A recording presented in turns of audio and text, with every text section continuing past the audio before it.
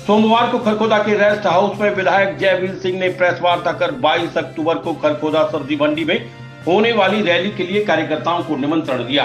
इस मौके पर उन्होंने कहा कि प्रदेश सरकार की जन विरोधी नीतियों का खुलासा राज्यसभा सांसद दीपेंद्र सिंह हुड्डा खरखोदा रैली में करेंगे।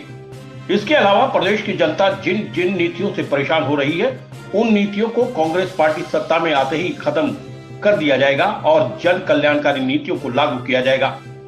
किसानों की फसल खरीद, बुढ़ापा पेंशन और अन्य कल्याणकारी योजनाओं के लिए कांग्रेस पार्टी द्वारा सकारात्मक कदम उठाए जाएंगे ताकि किसानों की आमदनी भी बढ़े और किसी को भी पेंशन के मामले में परेशान ना होना पड़े।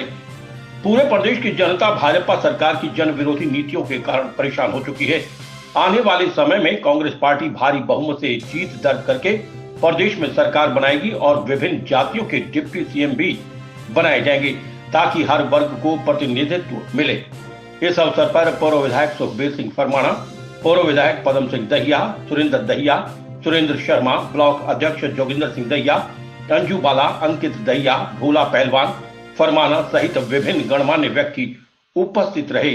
चौधरी भूपेंद्र सिंह जी हुड्डा के साथ व हमारे कांग्रेस प्रधान उदय भान जी के साथ 9 लोकसभा का दौरा किया है और सभी जिलों में दौरा किया है। उसके साथ ही यानी हमारे को अलग से भी जिले दिए गए थे, जैसे मेरे को सिरसा और फतेहाबाद दिया गया था। हमने एक एक आदमी से ही बात की और ग्रुप में 100-200 जैसे भी ग्रुप आते थे उनसे भी बात की और लोगों की भावना का पता चला।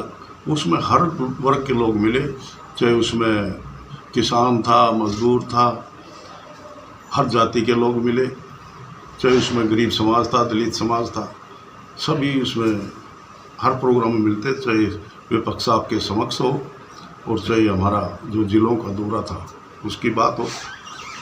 आज प्रदेश में हालात ऐसे हो गए कि हर वर्ग दुखी है।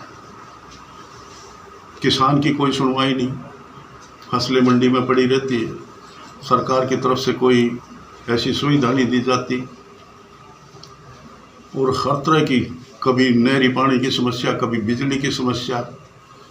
एक साल धरने पर बैठते हैं किसान, जब उनको कुछ सरकार की तरफ से वो नहीं, राहत नहीं। ऐसे ही कहीं कर्मचारी धरने पर बैठते हैं, उनको कोई राहत नहीं। आशा वर्कर दर की ठोकरें खाती फिर रही, उनको कोई राहत नहीं।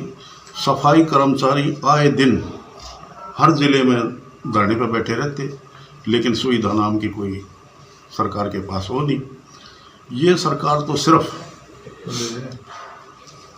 इस तरह की भावना रखती है कि समाज को तोड़ के अपने वोट का रास्ता ढूंढती है।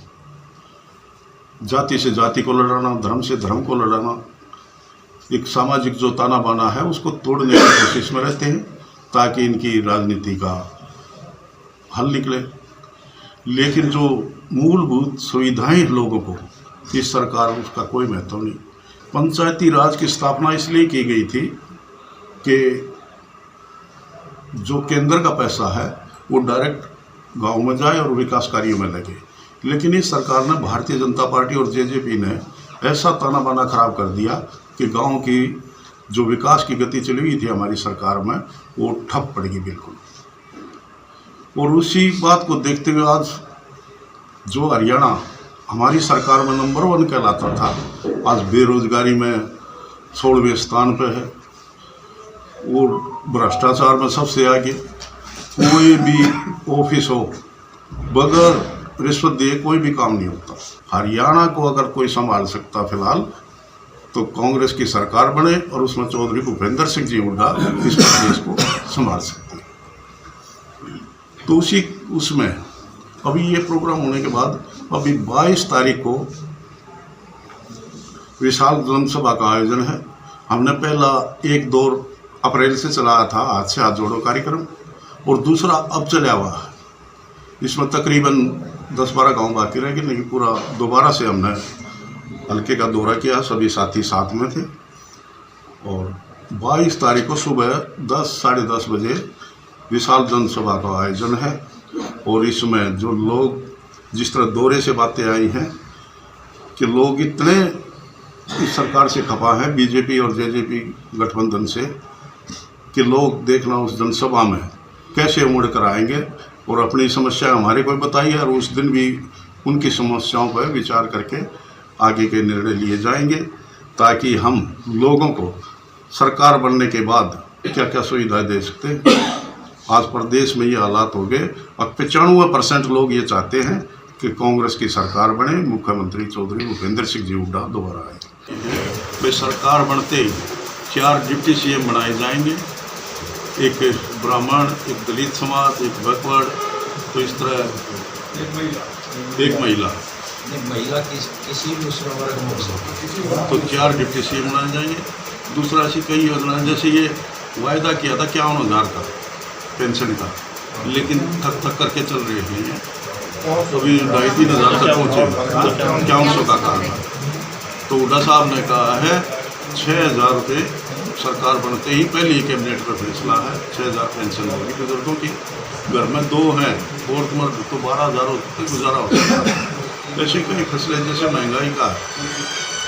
महंगाई सिलेंडर, उसमें कांग्रेस में 400-450 का मिलता था, आज 1,100 का सिलेंडर। तो हुड्डा साहब ने कहा सरकार बनते ही किसी भी हालात में सिलेंडर के दाम 500 रुपये से ऊपर नहीं होंगे। SS शर्मा की रिपोर्ट।